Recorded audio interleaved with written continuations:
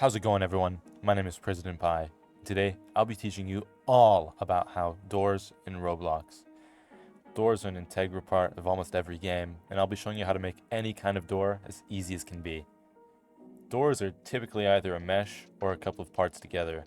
I'll be showing an example of both types of doors. We'll only be going over single doors, however, everything shown in this can be easily replicated to make a second door for a pair of double doors or similar.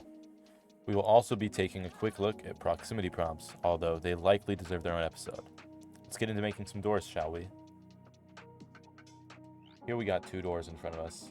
This one is going to be a sliding door. It's an individual part. Just this cube is an individual mesh. And then we have this swinging door, which, as we can see, we have the mesh. And then over here on the side, there's a hinge. The hinge is just another part. And we're going to make these both work. And they're going to work good, I tell ya.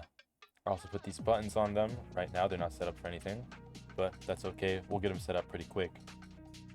We'll do the sliding door first, even though this can be replicated between the two with little to no effort. It's a very simple way to make pretty much any door. We'll just make it so that the door shuts after a few seconds, and that should be good to go. Let's go ahead and add a proximity prompt to the button. And below the proximity prompt, we'll add a script. We're not going to get writing in it yet. We have to finish setting up our door a little. We have our door. We have how we want it to look. And what we're going to do now is we're going to set a target position for the door to go to when it opens. So what I'm going to do is I'm going to duplicate our door. As we can see, I now have a second door. Put it back to where it was. And I'm going to put it exactly where I want our door to slide to. We'll have the door slide left, and I'll leave it sticking out of the brick just a little right there. And we're going to go ahead and make it transparent, turn collisions off, and we'll also turn off querying and touching. That way, say this was just out in the open, which you probably wouldn't want it to. You typically want the wall to stretch out past it. That way, when the door slides to this position, you don't just see the door sticking out in the open. If we did leave it like that for some reason, though, that way, if you're using a raycast gun or something, you can shoot right through it without having it as in the query list. Anyways, let's get this cooking.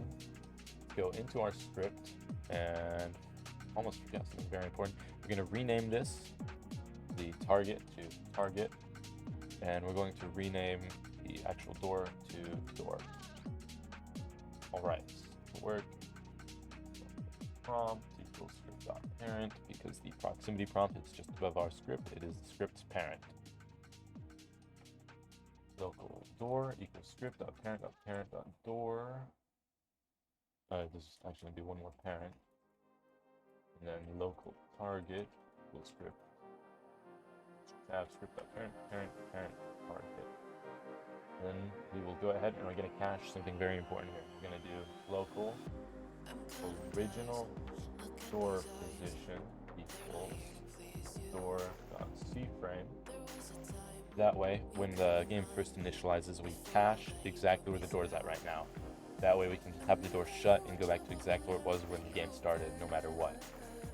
We're going to go ahead and select tween service now. Local yes equals game get service tween service.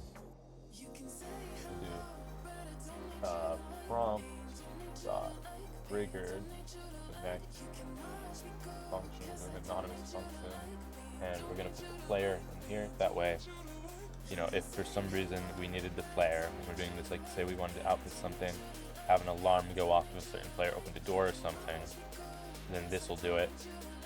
This will let us pass the player through to the server, make it easier on us. Typically, say you have a button which you press that'll give you $100 or whatever. You could easily get the player instead of having them jump through a bunch of hoops to get the person who's trying to get the money. So now we'll do local prompt. Well, we'll do TI first. TI stands for tween info. So we'll do local TI equals tween info, not new. Time, this is how long we want it to take for the door to open. So we'll do 1.5 seconds. Now, enum.easing style. These are all different easing styles. If we hit learn more, it should take us to the Roblox website. Perfect. Where we can see the difference between all these. So linear, sine, fact, quad, fourth, quints, bounce, elastic, exponential, circular, cubic. This all probably looks pretty weird to you for now, but looks like we can see a video of it here. Yep, perfect. As soon as it plays, you can tell the difference between them all. But looking at this, it's probably going to send them back, I believe. We'll do exponential for this door. Dot exponential. Enum dot using direction dot out. You pretty much always want to have it as out. Most of the time, 99% of the time you'll want it as out. So don't really worry about changing it to in. Out is generally what you want. Does it repeat? The amount of times we want it to repeat, not does it repeat. 0 times, we don't want it to repeat it, so we won't do reverses, we'll do false, and then delay 0. Now we'll do local prop, which is properties equals table, and it's going to be C-frame equals target dot C-frame. Is that done? Simple as can be. Let's go ahead and add a new variable here. Local open equals false. Now we'll do if open equals false, then open equals true. Then we'll do local queen equals TS, which is our swing service. Create. We're going to get the door as our instance, because that's the part we want to be moving. Queen info, which we named PI. And then the properties, which we call prop. Now we can do tween, play. And now if we go and hit the button, door will open, but it will not close. We're going to want it to close as well. So now we're going to go ahead and make some new properties. Local prop equals speed frame, original door position, easy. Now we'll do task wait. We'll have the door be open for 2 seconds. No, 3. We'll go for a little bit more time. Local close tween. Yes. Create door, because we want to move the door. Queen info. It's still going to take 1.5 seconds and we'll close it. This time we're going to do make the C prop so it extends out a little more. We'll do door TIC prop. Now if we do close tween, play, close tween dot completed, connect that all to a separate function.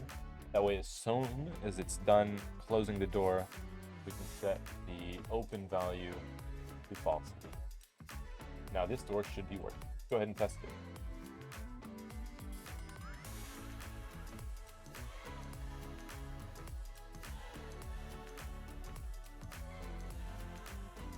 Oh, interesting. Let's figure out what happened. F9. We didn't get any weird errors. My guess is we didn't anchor it or something. Door anchored false. Yep, that would be it. Let's make sure the target is anchored as well. So the reason that happened is the target fell through the floor because we have collisions and whatnot off. And this just pretty much, it moved there smooth in air quotes, but in reality, they just pretty much teleported there. Let me go ahead and fix that on this guy. Anchor the door and the hinge as well. And now let's go ahead and see it in action. Issues like these you're going to run into all the time. You just kind of have to, I mean, most of them you'll figure them out as you go. Perfect. It should stay open for about 3 seconds now and then shut. If we hit the button while it's open, it won't do anything. As soon as it's closed, boom. Easy. There's our door. Sliding door at least. Next, we'll get this guy working so the hinge door works. Sorry, I forgot to turn phone notifications off. So we have one door working now. Let's get the hinge door working now. The hinge door is going to be a little more complex. Let's rename this to door. And then we will go ahead and use the welding tool, which you can get from the workspace, the workbox, not the, I can't talk. You get the welding tool from the toolbox. It makes it much easier. We'll just go ahead and instant weld them. We want to make sure the door is welded to the hinge, because in this case, we're not going to move the door. Instead, we're going to move the hinge. So if you don't have the welding plugin, you're going to want to go to Toolbox, Plugins, and search Weld. And here it is, Weld, easy as can be. You just install that, and then you'll get this beautiful welding button here, which you can go ahead and use to weld, of course. Let's go ahead and set up how we want the door to swing open. So I'm going to duplicate the hinge and the door. We'll do, oh, I deleted it somehow. Hinge to target. And then I don't believe we actually need the door, we just need the hinge. I'm gonna keep the door here for a second so that I can more easily get this rotated how I want it to be. So I think that's a good angle. Have it open inward.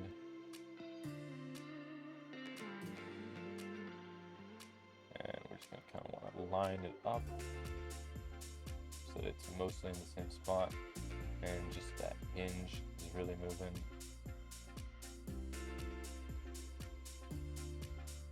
A little further left, and that should be good.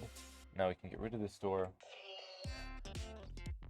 and we can go to target and change the transparency.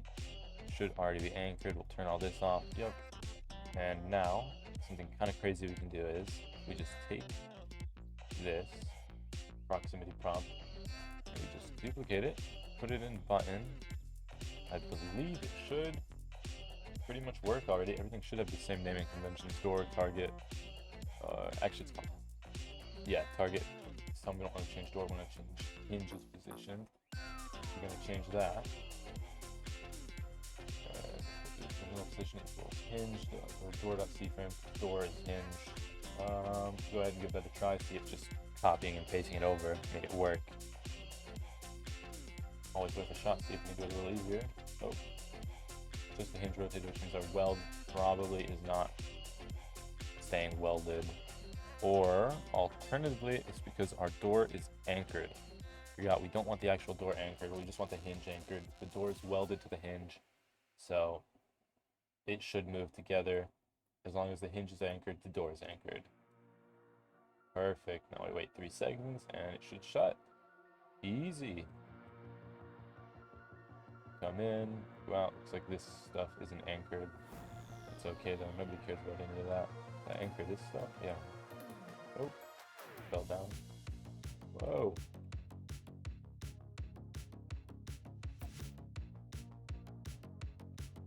It will push you and whatnot. You can also use this sort of method to make like elevators and whatnot. Anyways, there's 2 doors, swinging door and a sliding door. It's very simple. If you want to make it a double door, pretty much you can just go into the script and just kind of not duplicate everything, but you want to do everything twice or a second time in the same script for that other door. There's our 2 doors, very beautiful. Thank you guys for watching. Hope it helped you. Hope that you make yourself a nice door using this information. And I'll probably go over proximity prompts, which are what we use to interact with the doors, and queen service more in a future episode. This is just a quick and easy short video to get you cooking on making doors, get you making good progress, and really just help you make better games. If you're going to have lots of doors in your game, I'd recommend using collection service to just run a script independently for the doors. But if you just have a few doors, like say you've got a house that you need the players to go into, and it's just like the one building, doors like these will be perfect for that.